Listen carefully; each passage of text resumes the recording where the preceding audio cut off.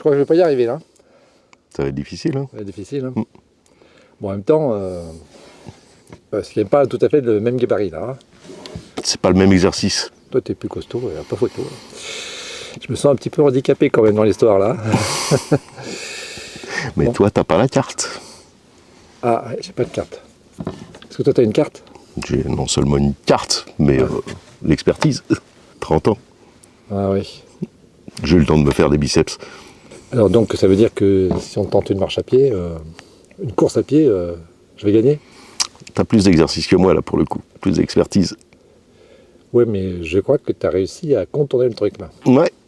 Et que je crois que si on fait la course, toi avec ton bolide et moi avec mes jambes, tu vas gagner. Moi, j'ai trouvé des solutions, ouais. J'ai pas les jambes, mais ça a gambergé un petit peu, et voilà, je me suis trouvé des solutions d'autonomie qui allaient plutôt bien, ouais. Et tu peux aller jusqu'à combien en vitesse avec ton bolide, là? Alors, je vais te dire que en descente, en roue libre, j'ai déjà tapé le 70. 70. Ce qui est beaucoup trop. Oui, c'est pas fait pour. Voilà. Mais je me tiens un petit 20 de moyenne, gentiment, et en tout chemin. Si tu veux, je te montre.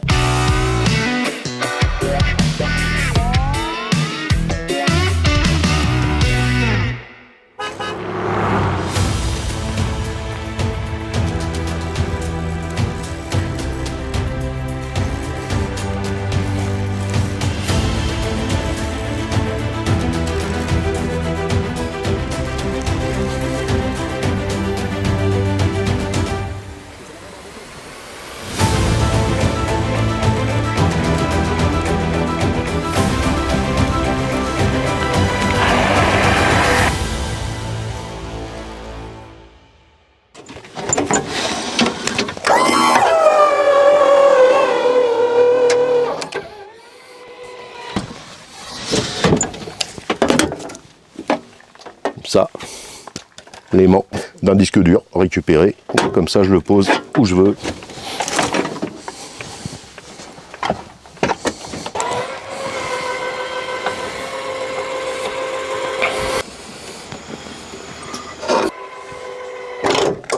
Là où Batec est intelligent parce qu'ils ont mis des petites roulettes. Là, c'est tout con, mais ça me permet de descendre avec l'ascenseur. Et un jour, quand je serai grand, j'aurai une commande sans fil.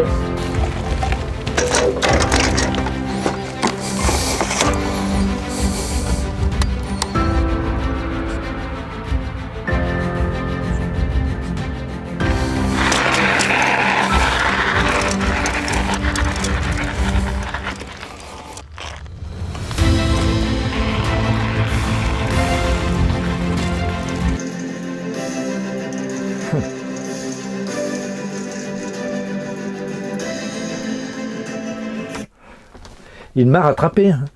J'ai perdu. Au bras de fer, à la course. Bon, en même temps, j'ai envie de te rappeler une phrase célèbre de Nelson Mandela. Je ne perds jamais. Je gagne ou j'apprends. Moi, j'apprends beaucoup. Depuis 1 an que je voyage à la rencontre de personnes inspirantes, je suis sorti de ma zone de confort. Je suis bien obligé d'ouvrir mon cœur, d'ouvrir mon esprit. J'apprends beaucoup. Merci Thierry. Je l'ai rencontré à l'occasion du tournage du grandiose Takahut Tour. Si ça ne te dit rien, c'est que tu n'as pas encore vu la vidéo. Je mets le lien ici. Ce jour-là, j'ai été attiré par les bolides de Thierry qui ne passent pas inaperçus. J'ai aussi été attiré par la bonhomie et le charisme de Thierry. Hein. Alors il a donc 2 véhicules. Un tout-terrain, c'est un run bike qui est fabriqué en Pologne. D'ailleurs, il est allé jusque là-bas pour l'essayer et pour le commander sur mesure. Le deuxième véhicule, c'est une sorte de roue qui vient se fixer devant le fauteuil roulant, qui est équipé, alors pas d'un pédalier, mais d'un main-dalier. Ça fonctionne comme ça et c'est à assistance électrique. Si tu veux en savoir plus, que tu souhaites par exemple contacter Thierry Goix, G-O-I-X, tu trouveras dans la description de cette vidéo son adresse mail.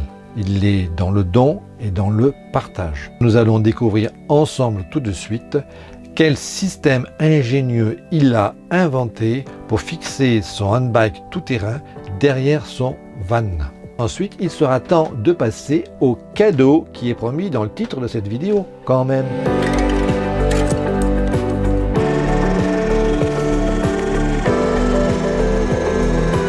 Bah ça c'est une fabrication maison en fait, c'est un treuil de quad, donc un treuil étanche qui fonctionne en 12 volts direct et deux cornières que j'ai soudées entre elles et cerise sur le gâteau, comme le camion est cintré dans tous les sens, ben, j'ai dû les refendre pour fabriquer une courbe et boulonner, et en plus ça tient, quand la porte est fermée, ça tient à reposer sur le pare-choc qui est en métal.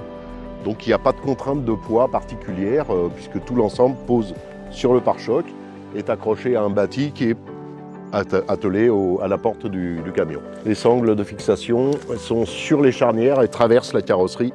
Donc il y a une bonne platine derrière, on peut mettre du poids. Oui, c'est du costaud. Thierry vit dans son fourgon aménagé. Il l'a aménagé lui-même. C'est bourré d'astuces et aujourd'hui, nous allons nous attarder sur un élément particulier que Thierry a conçu et réalisé. Il s'agit de quelque chose de très important de la vie nomade, à savoir les toilettes sèches en ce qui le concerne. Nous allons donc entrer sans tabou et joyeusement dans la phase pipi caca. Je suis certain que cela mérite un pouce levé, un partage de la vidéo et un abonnement si ce n'est pas encore déjà fait. À toi Thierry. Voilà, alors, bon bah pour le pipi, moi je me sonde, donc c'est du séparatif, c'est pas vraiment un problème, donc du coup bah, j'urine dans une poche, dans une sonde, et quand ma sonde est pleine, je la vide dans ce jerrycan. Donc bah, je vais faire comme si je le faisais, hop, je mets mon entonnoir, voilà, en place. Je vide ma sonde. Quand j'ai vidé ma miction, et parfois c'est miction impossible, et ben je mets un petit coup de vinaigre. Pourquoi? Parce que l'urine c'est une base et que si on la laisse comme ça, il y a une bactérie dedans qui s'appelle la bactérie uréase, et cette bactérie transforme l'azote qui est dans l'urine en azote ammoniacal. C'est pour ça que ça sent l'ammoniac quand l'urine est en plein air et réchauffée avec le soleil. Donc, avec un acide sur une base, la bactérie ne peut pas vivre. Ça change son pH, elle ne peut pas se développer. Donc, du coup, bah, l'urine reste stable et l'azote reste sous forme liquide, soluble dans l'urine. Donc, réutilisable plus tard sous forme d'engrais. L'urine, c'est 98% d'eau et 2% d'azote, grosso modo. Et je n'ai aucune odeur, aucun dégagement d'ammoniac. Et dans le camion, ce jerrycan peut rester plusieurs jours avec des litres d'urine dedans en plein soleil. Il peut faire 45 degrés dans le camion. Il n'y a pas d'odeur. C'est quand même pas mal. La petite chaîne pour éviter que ça se balade dans le camion. Un gant, ça peut servir. Et des copeaux. Alors, pourquoi des copeaux? Parce que là, c'est des toilettes sèches. Et la sciure, c'est beaucoup trop compact, c'est pas aéré. Et en fait, dans les toilettes sèches, ce qu'il faut, c'est pouvoir rajouter de la matière carbonée. Donc, les copeaux, la paille, voilà, tout ça, c'est de la matière carbonée. Ça permet une décomposition homogène. Ça permet la fabrication du compost. Donc ça, c'est une caisse que j'ai fabriquée en deux parties. La partie basse, en fait, sert uniquement d'aérateur et de récupération des lixivias s'il y a des écoulements. On est, je rappelle, en séparatif, c'est-à-dire qu'il n'y a pas d'urine qui vient dans cette caisse, et a priori, hein, ça peut arriver, mais voilà, a priori, il n'y en a pas. C'est même pas conseillé qu'il y en ait, parce que si on mélange de l'urine et du caca, et ben ça fait un... D'abord, ça ne se mélange pas dans le ventre, donc il n'y a pas de raison que ça se mélange autrement. Et si on le mélange, qu'on le concentre dans une caisse en plastique, ça crée un cloaque Et c'est pas du tout... c'est là où il y a des odeurs, où il y a des fermentations putrides, et c'est pas ce qu'il faut. Par contre, si on sépare les deux, l'urine d'un côté, les fesses de l'autre, bah, les fesses se dessèchent et l'urine, voilà, si elle est stabilisée avec l'acide, elle ne bouge pas. Je mets un lit de copeaux à l'intérieur. Le fond de la première caisse est percé, bien sûr, pour que les liquides s'écoulent. Donc il y a un vide d'air, un fond percé, une caisse étanche, les deux sont jointoyés entre elles, fixés entre elles, un couvercle de toilette fabrication maison, voilà, et un couvercle au-dessus, un abattant. Je fais un petit joint en liège là, voilà, pour un petit peu pour l'étanchéité, mais ça marche moyennement parce qu'avec le soleil, ça finit toujours par se cintrer. Mais il n'y a pas d'odeur. J'ai rajouté une aération, une prise d'air haute qui permet de ventiler cette partie-là et de dessécher ce qui est à l'intérieur. Donc là encore, ça évite les fermentations et c'est un tuyau de récupération d'une machine pour respirer. Et j'ai branché ça sur une sortie d'air, j'avais un chauffage Webasto que j'ai viré et j'ai mis ça sur la sortie d'air, donc il y a une prise d'air extérieure au camion où vient se raccorder ce tuyau d'aération. Et où que je sois, je peux faire mes besoins.